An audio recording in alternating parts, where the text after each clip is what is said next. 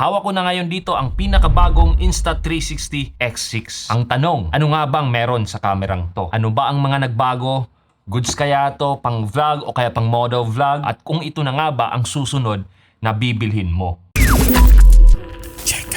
Sa video na to, titingnan natin ang mga bago at highlighted features ng Insta360 X6. Gagamitin ko to sa aking pagmumotor at titingnan natin yung video quality niya, hindi lang sa araw, kundi pati na rin sa low light situation. At syempre, isasama natin doon yung stabilization, audio quality, at overall experience sa paggamit nito para di ka magkamali kung nagbabalak ka mang bumili nito. Anyway, bago tayo magpatuloy, ito nga pala yung mga bagay na makukuha natin kung bibili tayo nitong Insta360 X6 Essentials Bundle. Well, syempre, yung pinakauna dyan is ang Insta360 X6 camera, pero set aside muna natin to. Babalikan natin to mamaya. And then meron tayo ditong extra extreme battery. Tapos meron din tayo ditong 114cm na invisible selfie stick.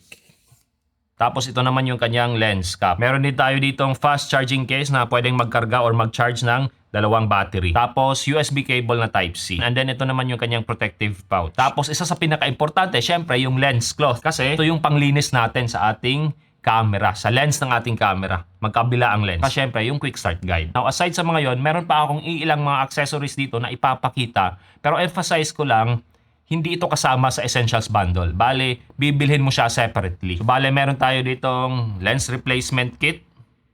Dalawang ND filters. Ayan, ND32. Saka ND64. And then, ito naman yung kanyang power selfie stick.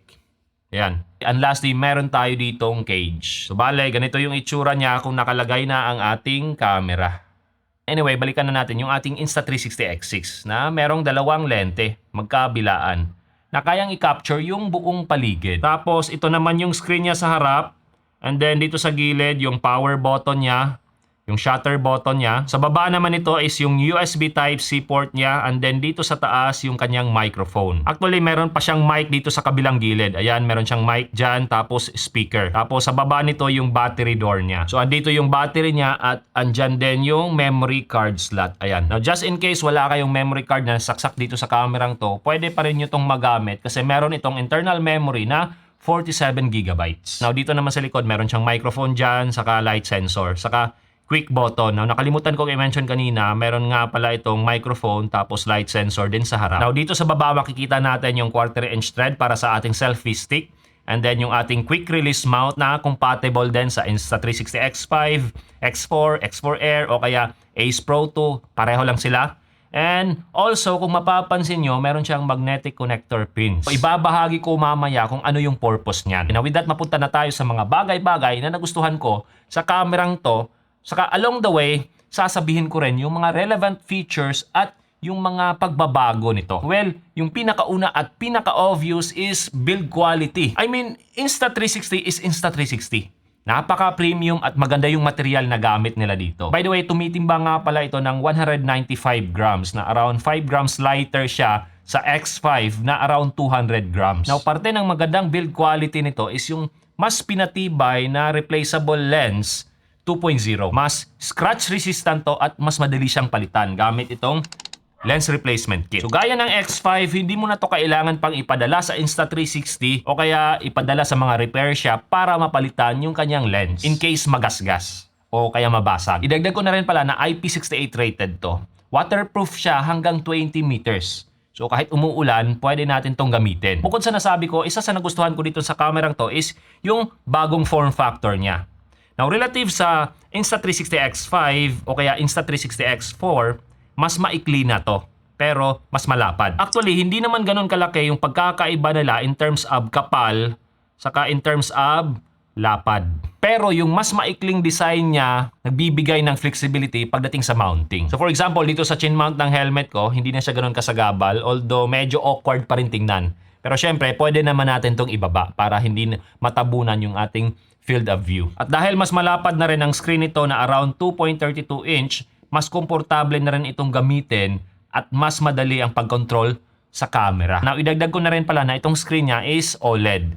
Klaro siya kahit tirik yung araw. Tapos, meron siyang always on display para mas madali nating malaman yung current status at settings ng ating camera. Saka given na OLED or OLED itong screen niya, mas battery efficient din to. At dahil na-mention natin yung battery niya, isa sa pinakamalaking improvement nito na nagustuhan ko is yung battery life niya. Base sa paggamit ko nito, isa to sa mga pinaka-impressive na improvements ng kamerang to. Sa standard settings, 8K 30fps, umaabot siya ng 2 hours 52 minutes. Kapag naka-iLog naman 10-bit high bit rate sa parehong resolution at frame rate, umaabot naman siya ng 2 hours 14 minutes. Tapos sa endurance mode naman, umaabot siya ng 3 hours 18 minutes. Now, worth mentioning na sa lahat ng test na ginawa ko, hindi nag-overheat itong kamerang to.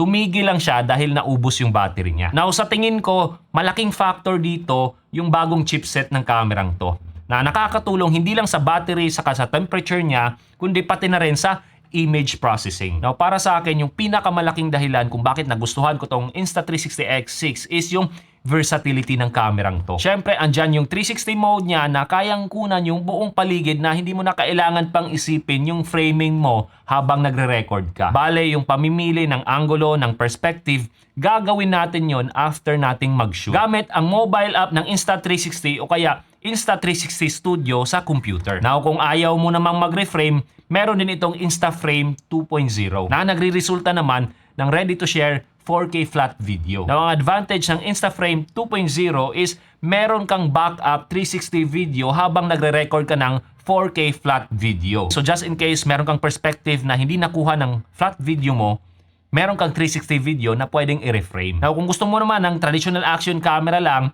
pwede mo siyang gamitin sa single lens mode. Kaya nitong mag-record ng 5K video wide angle look na parang traditional action camera. At kagaya ng InstaFrame, wala ka ng reframing na gagawin.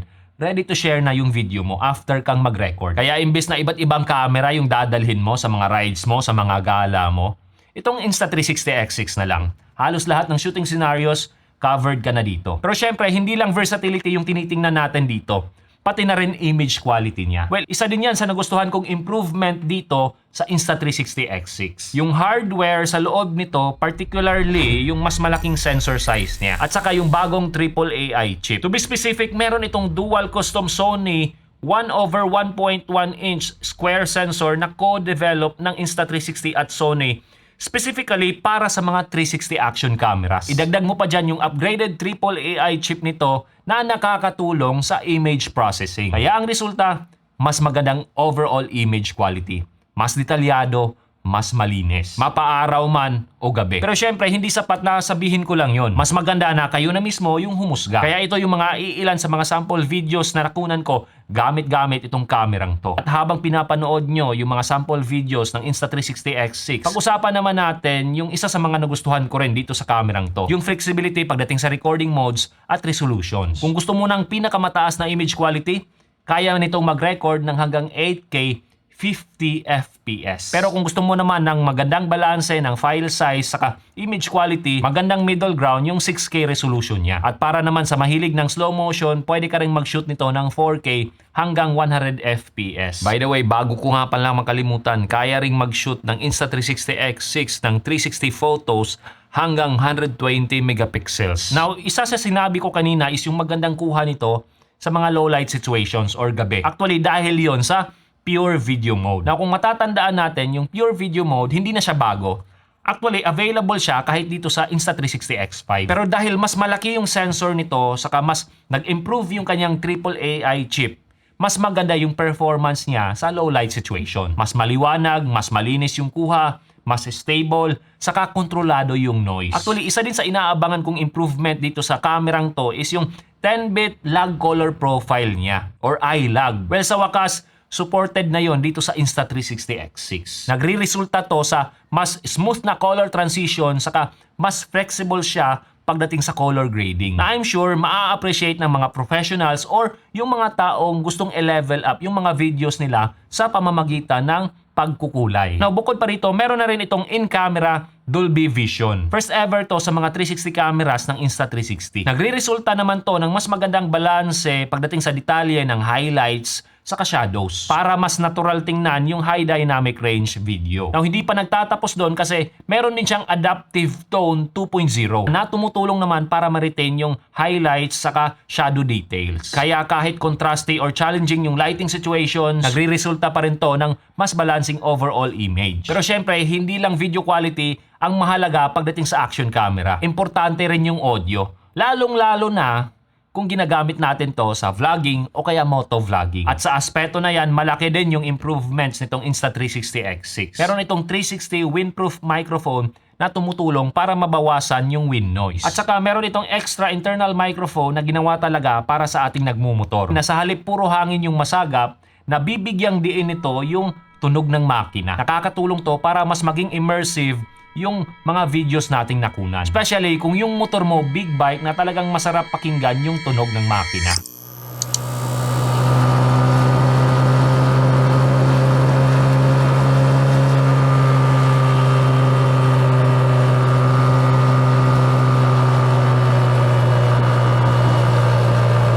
Na kung gusto mo pa talagang i-level up yung audio mo dito sa Insta360 X6, well, good news kasi compatible na rin to sa Insta360 microphone ecosystem. So direkta mo na tong mako-connect dito sa Insta360 Mic Pro para sa mas malinaw na boses habang nananatiling maganda pa rin ang quality ng ambient at engine sound. Napaka-convenient nito kasi hindi mo na kailangan pa ng mga wires or ng mga adapters para makakuha ka ng magandang audio. Currently, ang gamit natin is Insta360 X6.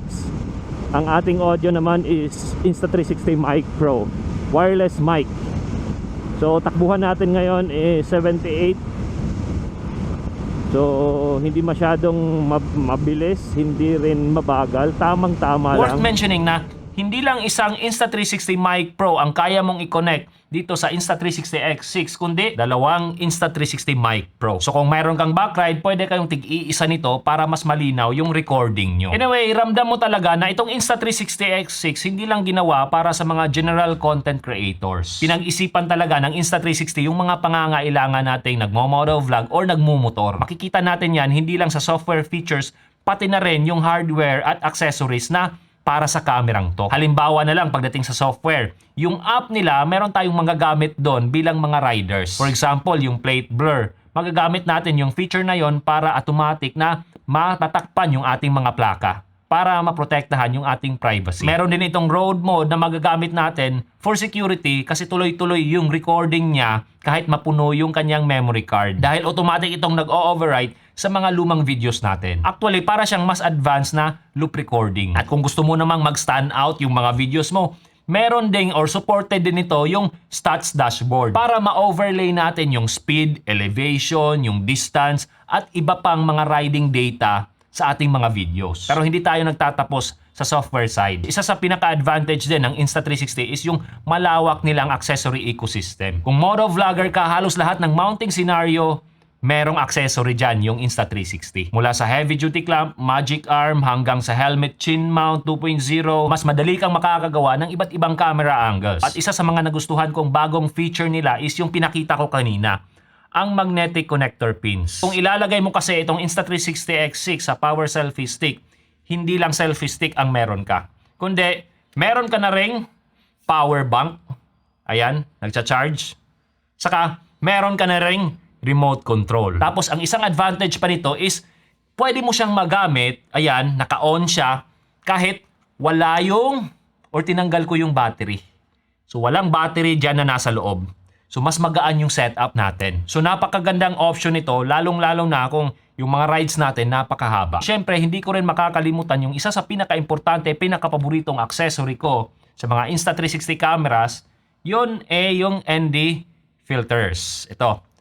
Ayan, sunglasses para sa kamerang to. Para magkaroon tayo ng cinematic motion blur. Actually, meron ding tinatawag na ring remote na as the name suggests, remote siya na ilalagay sa ating mga daliri para hindi na natin kailangan pang bitiwan yung ating manibela kung gusto nating mag-record. Pero unfortunately, wala ako noon. Na-emphasize ko lang, compatible pa rin naman yung Insta360 X6 sa karamihan ng Insta360 mounts at accessories. Malaking bagay ito kung matagal ka nang gumagamit ng mga Insta360 cameras kasi hindi mo na kailangan pang bumili ng mga bagong mounts or accessories para mabuo mo yung setup na gusto mo. Now, kung may isang factor or isang bagay na dapat din nating tinitingnan pagdating sa mga 360 cameras or pagdating dito sa Insta360 is yung editing app nila. Napakalaking bagay kasi nun kasi mas gugugol tayo ng oras sa pag-e-edit or pagre-reframe kaysa doon sa mismong pag-shoot. At ngayon, mas pinaganda nila yung kanilang app gamit yung AI features. Halos kaya na nitong gawin yung malaking bahagi ng editing para sa'yo. Kaya kung ayaw mong gumugol ng mahabang oras sa pagre-reframe or pag-e-edit, malaking tulong to sa'yo. Lalong-lalo na kung beginner ka pa lang or kung ikaw yung tipo ng tao na gusto lang makapag-upload agad. Meron din itong AI director na kayang i-analyze ang buong araw mong footage. Siya yung mag-e-edit ng video highlights natin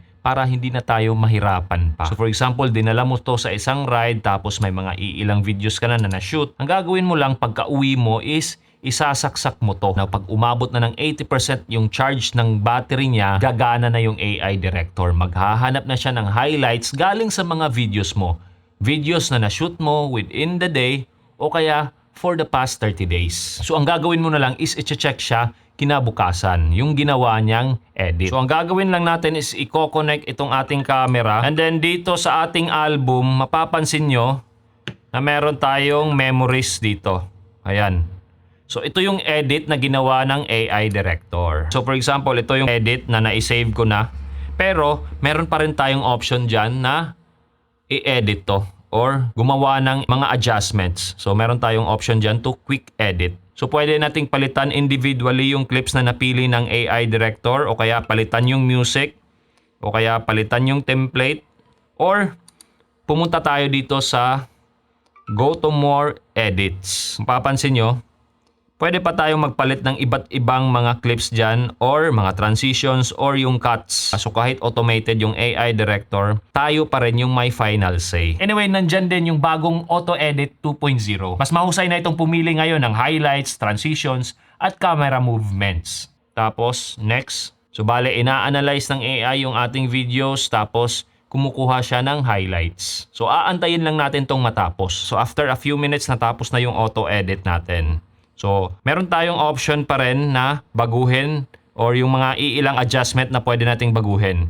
So, for example, yung ating aspect ratio, tapos pwede nating baguhin yung haba. Ayan, meron tayong option dyan. Or, pwede nating baguhin yung mga iilang clips dito or yung music or kahit pa ano pa mang mga option. For example, dito sa edit clip, ayan, mapapansin natin, pwede tayong mamili ng music, filter, tapos yung ating mga videos or yung mga highlights, pwede nating palitan or i-adjust. And then pwede tayong pumunta sa Go to More Edit. At kung gumagamit ka naman ng Insta360 Cloud, meron din silang Moments Pro na gumagamit ng AI para tulungan kang gumawa ng edits mo gamit lang yung mga simpleng prompts. Ang maganda dito, hindi ka nawawalan ng creative control. Ang AI yung gagawa ng draft pero ikaw pa rin yung may final say sa video na gusto mo. Sa madaling salita, mula sa hardware hanggang sa software, talagang ramdam mo yung pag-mature ng Insta360 dito sa X6. Hindi lang sila nagdagdag ng specs na makikita natin or mababasa natin sa papel. Marami sa mga improvements talagang mararamdaman natin sa actual usage nitong kamerang to. Pero syempre, walang perpektong 360 action camera. Kaya pag-usapan na natin yung mga bagay na sa tingin ko pwede nilang i-improve dito. Ano yung pinakaunang gusto kong i-improve ng Insta360 is yung battery compatibility. Dahil bagong form factor itong Insta360, nagbago din yung kanilang battery design. Ibig sabihin, kung galing ka dito sa Insta360 X5, hindi mo magagamit yung battery nito patungo dito sa X6. Personally, mas maganda sana kung napanatili nilang compatible yung battery mo, yung lumang battery mo sa X5 dito sa X6. Now, since hindi na yon posible dito sa mga kamerang to, at least sa mga susunod nilang camera, ma-retain nila yung compatibility ng mga batteries. Mas convenient kasi to sa mga existing Insta360 users na gustong mag-upgrade. Now, ang isa pang bagay na sa tingin ko pwedeng i-improve is yung built-in storage nito. Now, don't get me wrong kasi malaking tulong na yung 47GB na internal storage nitong X6. Makakatulong to sa mga panahong nakalimutan mong isaksak or dalhin yung memory card mo. O kaya napuno na. Pero dahil 8K videos ang kaya nitong i-shoot at malalaki yung file sizes nun, maganda sana kung yung 47GB ginawa na lang nilang around 128GB.